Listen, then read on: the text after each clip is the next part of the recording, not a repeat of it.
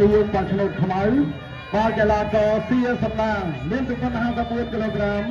បាត់ជាកីឡាករមកពីភូមិកោះឆ្លោរីឯបន្តខៀវពាក់ស្រោមដៃខៀវស្លៀកខោខ្មៅ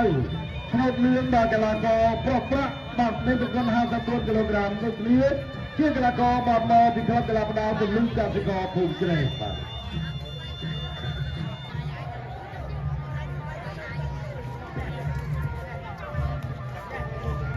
ត្រៀមប្រឹងព្រៀបប្រគល់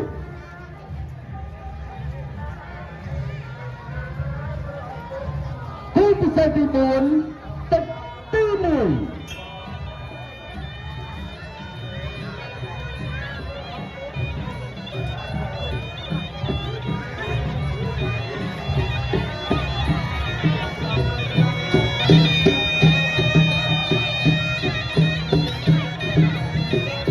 គុំពិសេសទី4ទឹកទី1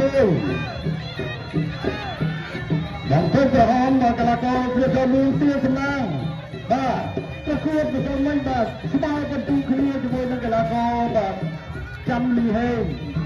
បាទក្នុងរយៈពេលនេះចូលរួមបានមកប្រកួតទៀត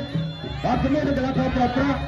មកទៅក្រុមកីឡាករព្រាបសំណាងវិញតែកីឡាករបាទប្រប្រាក់លើយ៉ាងណាលើកlênកំបី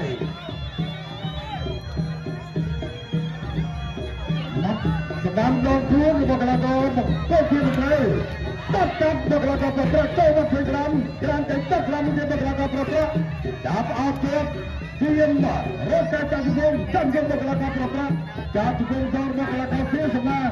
លោកយ៉ាងណាកំបីដល់ចូលមួយរបស់កីឡាករប្រប្រាក់ទឹកក្រាមរបស់ប្រប្រាក់ប្រប្រាក់មកគោលខៀវវាស្រមដៃខៀវកីឡាករបានមកពីភូមិជ្រេះចាប់ស្រាមនឹងទៅចូលមកស្រាមមួយទៀតបាទទីចូលជង្គង់ដល់កីឡាករប្រប្រាក់ឲ្យដួលនឹងទៅពីបាទចូលមកស្រាមដល់ខ្លួនចូលដល់នឹងមិនចាំឆ្វេងចូលមកខ្លួនដល់មិនត្រូវបាទចូលមកឆ្វេងរបស់កីឡាករប្រប្រាក់ហើយចូលប្រប្រាក់ទៅស្រាមចាប់ស្រាមរបស់កីឡាករប្រប្រាក់មកស្រាមឆ្វេងស្រាមរបស់កីឡាករទីចាប់ជង្គង់ដល់ចូលទៅ1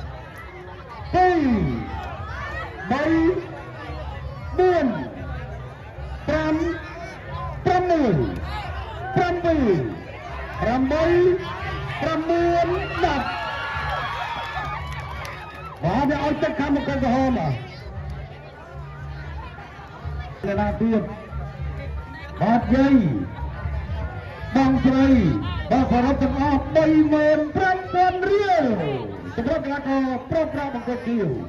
បង្គោលខៀវ